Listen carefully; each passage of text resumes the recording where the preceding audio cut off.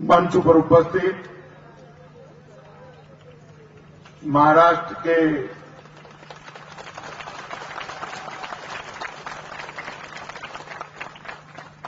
Bharatiya Janata party के वरिष्ठ नेता श्री सुधीर जी,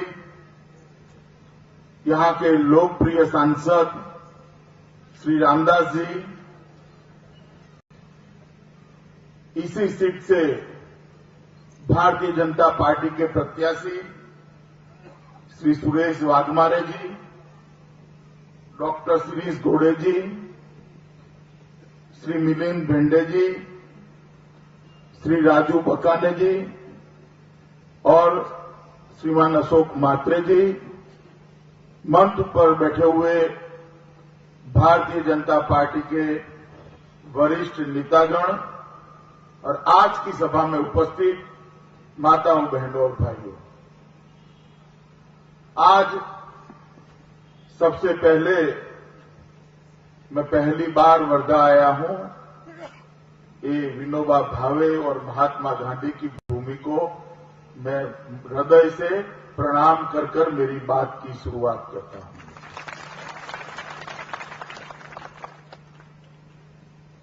भारतीय जनता पार्टी के अध्यक्ष के नाते मैं आप सभी का हृदय से धन्यवाद करना चाहता हूं, क्योंकि महाराष्ट्र की जनता ने 48 में से 42 सीट भारतीय जनता पार्टी को देकर नरेंद्र भाई को प्रधानमंत्री बनाने का काम किया। आज नरेंद्र भाई पूर्ण बहुमत के साथ अगर देश के प्रधानमंत्री है तो उसमें महाराष्ट्र का बहुत बड़ा हिस्सा है। महाराष्ट्र की जनता के आशीर्वाद से ही नरेंद्र भाई दिल्ली में बैठे हैं। मित्रों, 15 अक्टूबर को महाराष्ट्र का चुनाव, ये चुनाव सुरेश वाघमारे को एमएलए बनाने के लिए नहीं, ये चुनाव महाराष्ट्र में भारतीय जनता पार्टी की सरकार बनाने के लिए भी नहीं। ये चुनाव महाराष्ट्र का खोया हुआ गौरव वापिस लाने के लिए ये चुनाव है और इसी के लिए महाराष्ट्र की जनता ने मत डालने चाहिए। एक जमाना था जब महाराष्ट्र का राज्य की रचना हुई, तब देश में हर क्षेत्र में महाराष्ट्र देश का नेतृत्व करता है। कोऑपरेटिव मूवमेंट की बात हो तो पूरा देश महाराष्ट्र के सामने देखता था। आदर्श प्रकार की जिला सहकारी बैंकें अगर कोई एक राज्य में थी तो महाराष्ट्र में थी। सबसे पहले सहकारी साकर कारखाने कहीं पर बने तो महाराष्ट्र के अंदर बने। इरिगेशन की व्यवस्था देश में सबसे पहले अगर कहीं हुई तो पंजाब और महाराष्ट्र में हुई। प्रगतिशील किसान अगर कहीं देखने को मिलता था तो महाराष्ट्र के अंदर मिलता था। और सबसे ज्यादा कृषि विकास दर 12-13 साल तक महाराष्ट्र का रहा, देश में नंबर 1 रहा। और जहां तक औद्योगिक मूल्यांकन का सवाल है, उद्योग लगाने का सवाल है, तो लगभग 30-30 साल तक कभी कोई पहला नंबर देखता ही नहीं था। दूसरा कौन है वो ही देखा जाता था, क्योंकि पहला नंबर हमेशा महाराष्ट्र का आता था। ये महाराष्ट्र की शान। हर क्षेत्र के अंदर महाराष्ट्र देश में 1 नंबर हुआ करता था। ये 15 सालों से कांग्रेस और राष्ट्रवादी की सरकार यहां पर आई। 15 साल से ये कांग्रेस और राष्ट्रवादी की सरकार आई है, उसने महाराष्ट्र की स्थिति क्या कर दी है। 10 साल से महाराष्ट्र के कृषि प्रधान पूरे देश के कृषि प्रधान हैं। श्री शरद पवार जी, यहां उनका शासन है। जिला पंचायत, तालुका पंचायत, सब जगह पे राष्ट्रवादी और कांग्रेस है। फिर भी हर साल 3,700 किसान महाराष्ट्र में आत्महत्या करते हैं और कांग्रेस और राष्ट्रवादी के मुंह पर छू नहीं रहते। 3,700 किसानों को आत्महत्या करनी पड़ी और पैकेज पे पैकेज बनाए। कभी राहुल गांधी आए, कभी सोनिया गांधी जी आई, कभी पृथ्वीराज जी आए, पैकेज बनाते गए। पैकेज के पैसे कभी किसान तक नहीं पहुंचे, किसान के खेत में एक बूंद पानी नहीं पहुंचा।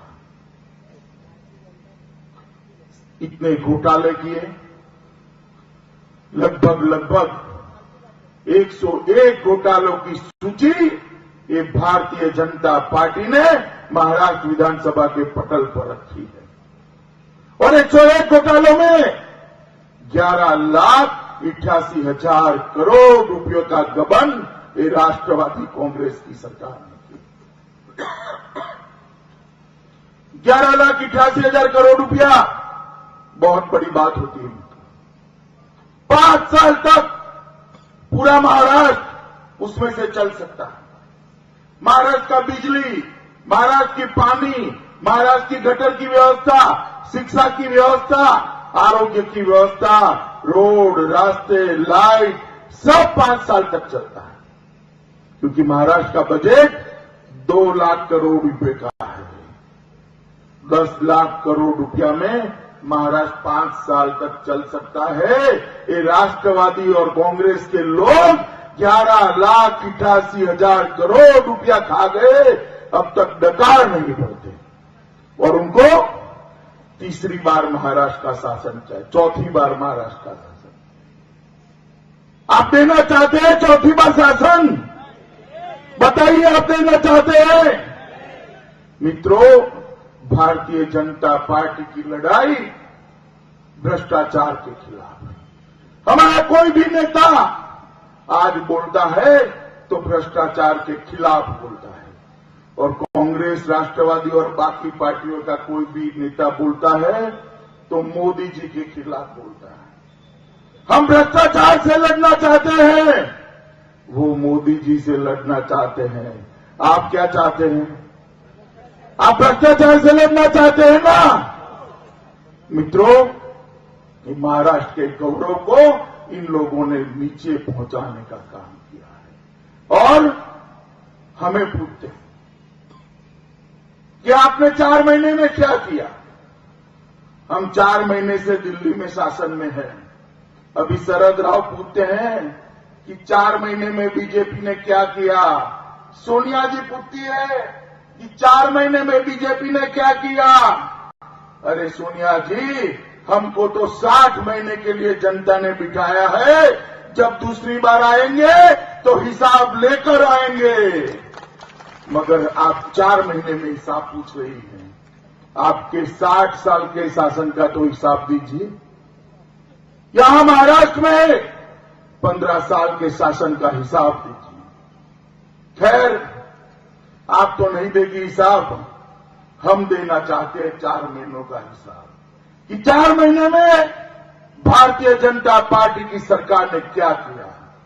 ये 4 महीने में सबसे पहला काम किया है कि एक बोलता हुआ प्रधानमंत्री हमने देश को देने का काम किया है। 10 साल से तो प्रधानमंत्री की आवाज सुनने के तरस गए थे, मगर प्रधानमंत्री थे जो कभी बोलते ही नहीं थे। आपने सुना है मनमोहन सिंह जी को? बताइए, सुना है?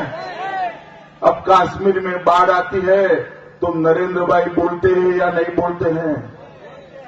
महाराष्ट्र में भ्रष्टाचार होता है, नरेंद्र भाई आकर बोलते हैं या नहीं बोलते हैं? किसान की आत्महत्या होती है, नरेंद्र भाई दहाड़ते हैं या नहीं दहाड़ते हैं? हमने एक बोलता हुआ प्रधानमंत्री सोनिया जी देश को दिया है। हमने एक ऐसा प्रधानमंत्री दिया है जो 15 अगस्त को देश के सामने अपनी बात रखता है लाल किले की प्राचीर से, तो उसको आगे बुलेट प्रूफ शीशा नहीं रखना पड़ता। इतनी हिम्मत है कि जनता से सीधी बात कर पाए। इस तरह का प्रधानमंत्री हमने दिया है। अभी कुछ दिन पहले कश्मीर सरहद पर पाकिस्तान ने गोलीबारी शुरू कर दी, आज भी चल रही है। तो हमारे सामने सवाल खड़ा कर दिया, शरद पवार जी ने भी किया, सोनिया जी ने भी किया कि भाई ये गोलीबारी हो रही है, क्या फर्क पड़ गया? हम थे तब भी गोलीबारी होती थी, आज भी होती है। सोनिया जी, बहुत बड़ा फर्क है। आपको दिखाई नहीं पड़ेगा, आपका चश्मा विदेशी चश्मा है, आपको फर्क दिखाई नहीं पड़ेगा। मैं बताता हूं क्या फर्क पड़ा है। पहले जब गोलीबारी होती थी, जब कांग्रेस की सरकार होती थी और गोलीबारी होती थी, तो गोलीबारी की शुरुआत पाकिस्तान की फौज करती थी और गोलीबारी का अंत भी पाकिस्तान की फौज करती थी। आज गोलीबारी होती है तो शुरुआत तो पाकिस्तान की सेना करती है, मगर उसका अंत भारत की सेना करती है। ये फर्क पड़ गया है। वहां से गोली चलती है तो यहां से गोला चलता है, ये फर्क पड़ गया है। ईंट का जवाब पत्थर से दे रहे हैं। और आज स्थिति आ गई है कि पाकिस्तान कहलवा रहा है कि फ्लैग मीटिंग कर दीजिए, फ्लैग मीटिंग कर दीजिए। शुरू किया था, अंत करने के लिए पाकिस्तान गिड़गिड़ा रहा है। भारत ने दो टूक शब्दों में कह दिया है, पहले फायरिंग बंद करिए, बाद में ही फ्लैग मीटिंग हो सकती है। ये बहुत बड़ा अंतर है जो आपको दिखाई नहीं पड़ेगा। मित्रों, पहले भी पाकिस्तान के साथ शांति वार्ता होती थी। इस बार भी नरेंद्र भाई ने शांति वार्ता के लिए उनको निमंत्रित किया, मगर पाकिस्तान हर बार जब शांति वार्ता के लिए निमंत्रित करते हैं, कश्मीर के अलगाववादियों से बात करता है। इस बार भी इन्होंने ऐसा किया। पहले जब कांग्रेस की सरकार थी तब ऐसा होता था कि कश्मीर के अलगाववादियों को बातचीत करने के लिए जैसे ही पाकिस्तान के उच्चायुक्त बुलाते थे, सचिवों की मीटिंग होती थी, उसके बाद में मंत्रियों की मीटिंग होती थी, उसके बाद में मंत्री और प्रधानमंत्री की मीटिंग होती थी और कुछ नहीं होता था। पाकिस्तान हर बार हरकत करता रहता था। अब क्या हुआ? भारतीय जनता पार्टी की सरकार आने के बाद जैसे ही पाकिस्तान के उच्चायुक्त ने कश्मीर के अलगाववादियों को बुलाया, हमने तुरंत ही घोषणा कर दी कि कश्मीर भारत का अभिन्न अंग है। अगर कश्मीर के अलगाववादियों से बात करनी है तो भारत के साथ बात नहीं हो सकती। और दुनिया में मैसेज भेज दिया, कश्मीर भारत का है, इसके साथ कोई समझौता नहीं हो सकता। ये भारतीय जनता पार्टी की सरकार है। भारतीय जनता पार्टी की सरकार आने के बाद 4 ही महीने के अंदर देश का विकास दर बहुत बढ़ा है। जब हम एनडीए में थे और यूपीए को जनता ने चुना, अटल जी की सरकार ने यूपीए को शासन सौंपा, उस वक्त देश का विकास दर 8.4%। और जब यूपीए ने हमें फिर से शासन सौंपा तो देश का विकास दर 4.2% कर दिया, आधा कर रख दिया। ये विकास दर देश के उद्योगों का विकास दर्शाता है, देश की कृषि का विकास दर्शाता है, देश की रोजगारी का विकास दर्शाता है। आपने आधा कर हमें दे दिया था। 4 ही महीने में भारतीय जनता पार्टी की सरकार ने ये 4.2% जो विकास दर है उसको 5.7% कर आज 3 महीने में इतनी बड़ी छलांग लगाई है। मित्रों, भारतीय जनता पार्टी की सरकार आई तब हमने देखा कि 50 साल से बैंकों को राष्ट्रीयकृत किया गया है और जब राष्ट्रीयकृत किया गया तब कहा गया था कि बैंक के दरवाजे अब गरीब के लिए खुल जाएंगे, गरीब के लिए खुल जाएंगे। 50 साल के बाद भी देश के 50% जनता का, गरीब, दलित, आदिवासी, पिछड़े समाज की जनता का घर में एक भी बैंक अकाउंट नहीं है। आप कल्पना कर सकते हैं, पूरे घर में एक भी बैंक अकाउंट न हो ऐसे देश के 50% नागरिक जिनका देश के अर्थतंत्र में कोई हिस्सेदारी नहीं थी। नरेंद्र भाई ने 3 ही महीने के अंदर जनधन योजना शुरू की, नियमों को बदला, जीरो बैलेंस बैंक अकाउंट खोलने की सुविधा कर दी और जो बैंक अकाउंट खोलाएगा उसको 1 लाख रुपए का बीमा देने का भी काम इस सरकार ने किया। 3 ही महीने में 5 करोड़ गरीबों के बैंक अकाउंट खुल गए। मित्रों, 5 करोड़ गरीबों के बैंक अकाउंट खुल गए। ये विचार भारतीय जनता पार्टी को इसलिए आता है, शरद राव आपको विचार नहीं आएगा, आपने गरीबी देखी नहीं है। हमारे प्रधानमंत्री तो पिछड़े परिवार में से आते हैं, चाय बेचते बेचते इस देश का प्रधानमंत्री बना है नरेंद्र मोदी। उसको मालूम है गरीबी क्या है, गरीब की वेदना क्या है, उनके मन में गरीबों के लिए दर्द है, इसलिए योजनाएं खड़ी होती है। मित्रों, 125 करोड़ का ये देश, 125 करोड़ के देश के लोगों के लिए हर रोज खाने पीने की चीजें, पहनने की चीजें, ये युवा मोबाइल से फोटो निकाल रहे, इस तरह के मोबाइल, ये सब चाहिए, टेलीविजन चाहिए, घर में काफी चीजें चाहिए ना। आप मुझे बताइए, ये कंप्यूटर, मोबाइल, कैमरा सब बाहर से आता है ना, बाहर से आता है ना। 125 करोड़ मार्केट के लोगों के लिए बाहर से सामान आता है। मोदी जी ने 15 अगस्त को मेक इन इंडिया का नारा दिया और दुनिया भर के लोगों को कहा कि आपकी चीजें भारत में आप जरूर बेचिए, हमें कोई दिक्कत नहीं है, मगर उसको बनाने का काम भारत में कीजिए ताकि मेरे युवाओं को रोजगारी मिल सके। और आज 3 महीने के अंदर 3000 विदेशी कंपनी भारत में अपना उत्पादन करने के लिए अपना इच्छा पत्र, इरादा पत्र भारत सरकार को दे चुकी है। जब ये कंपनियां चालू होगी तो भारत के युवाओं को रोजगारी मिलेगी।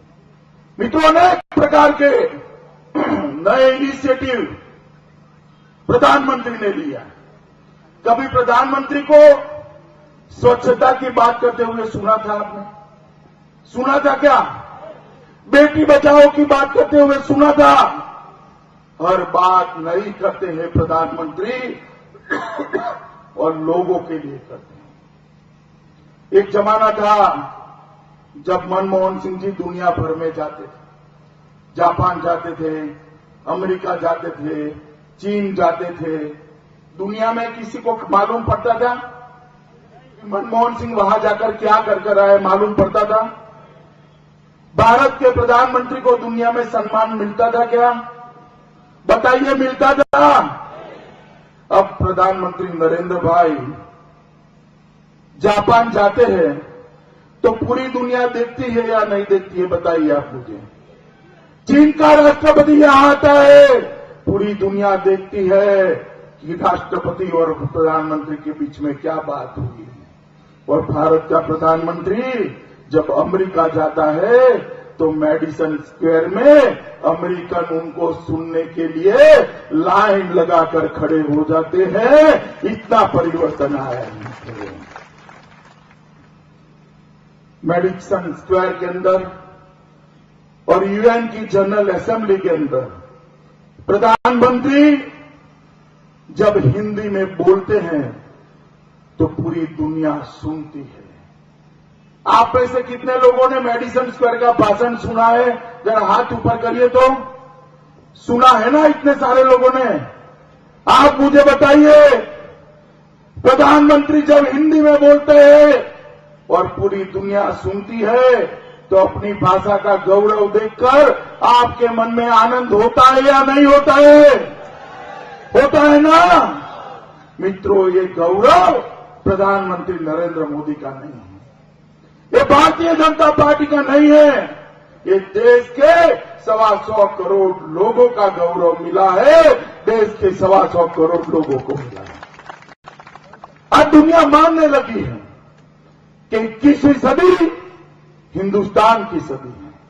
नरेंद्र भाई के नेतृत्व में भारत 21वीं सदी का नेतृत्व करने जा रहा है, ये दुनिया मान चुकी है। सोनिया जी, शरद राव, आप हमें पूछते हैं कि 4 महीने में हमने क्या किया? मेरे पास तो इतनी बड़ी सूची है, अगर पढ़ने लग जाऊं ना तो 7 दिन की भागवत सप्ताह का समय भी कम पड़ जाए, मगर हमारे काम समाप्त नहीं हो।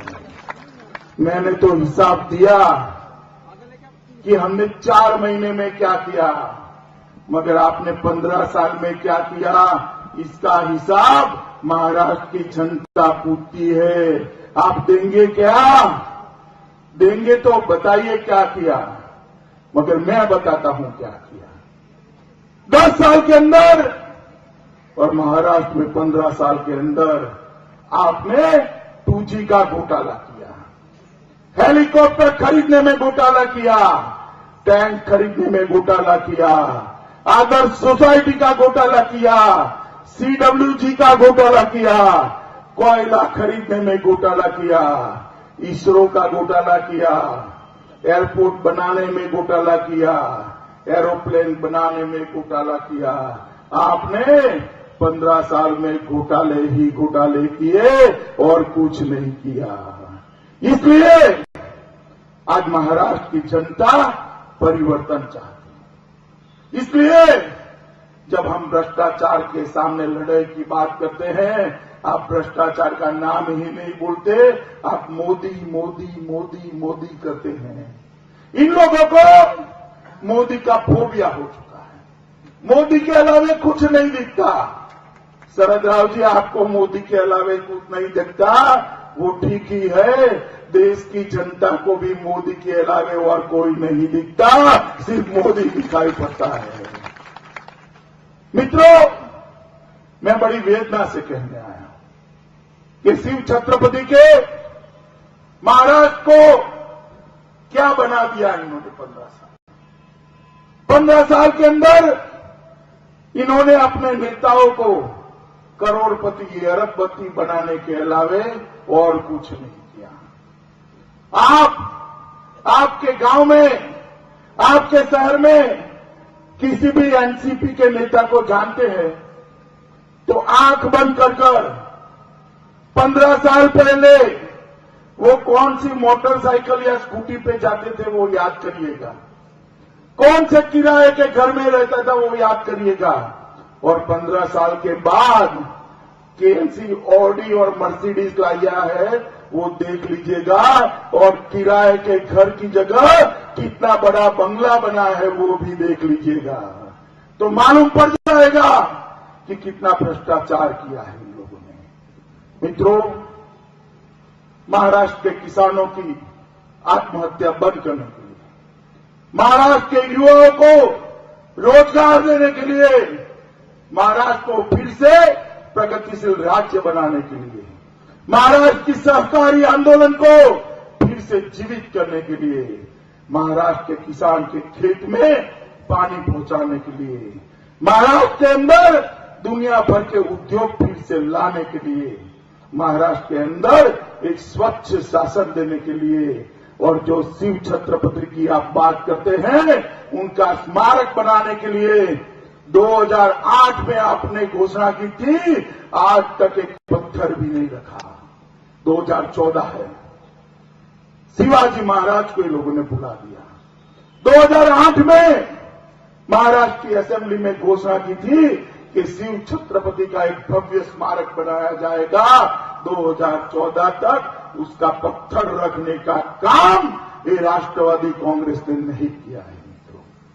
ये सारे काम कोई कर सकता है तो भारतीय जनता पार्टी की एक राष्ट्रभक्त सरकार कर सकती है। मोदी जी की विकास यात्रा में अगर महाराष्ट्र को कोई जोड़ सकता है तो भारतीय जनता पार्टी की सरकार जोड़ सकती है। कांग्रेस मुक्त महाराष्ट्र बनाने के लिए, विकास यात्रा में जुड़ने के लिए, महाराष्ट्र को फिर से नंबर 1 बनाने के लिए आपने पूर्ण बहुमत वाली भारतीय जनता पार्टी की सरकार देनी पड़ेगी। इस बार भारतीय जनता पार्टी महाराष्ट्र की सभी विधानसभाओं पे चुनाव लड़ेगी। पहली बार हम महाराष्ट्र की जनता से पूर्ण बहुमत का आशीर्वाद मांगने के लिए आए हैं। बताइए, आप महाराष्ट्र में पूर्ण बहुमत की भाजपा सरकार बनाएंगे? कमल के निशान पर बटन दबाएंगे? और भाई सुरेश वाघमारे को विधायक बनाकर मुंबई भेजेंगे? जरा जोर से बोलिए, भेजेंगे? तो मेरे साथ दोनों हाथ खड़े कर मुट्ठी बांधकर यहां से पुणे तक शरद पवार जी को सुनाई पड़े इस तरह से भारत माता की जय बोलिएगा। भारत माता की, भारत माता की, भारत माता की, वंदे मातरम।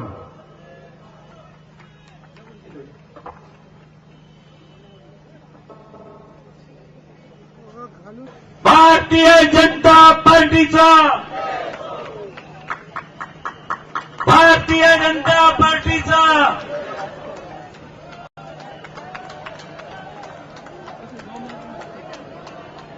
भारत माता की, भारतीय जनता पार्टीचा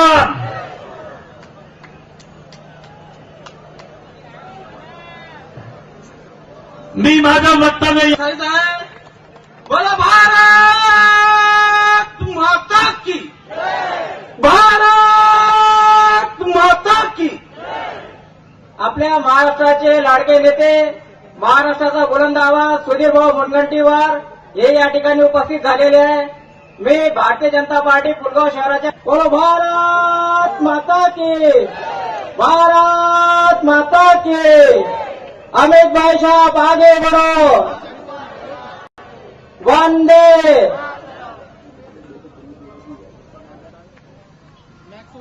अमित शाह जी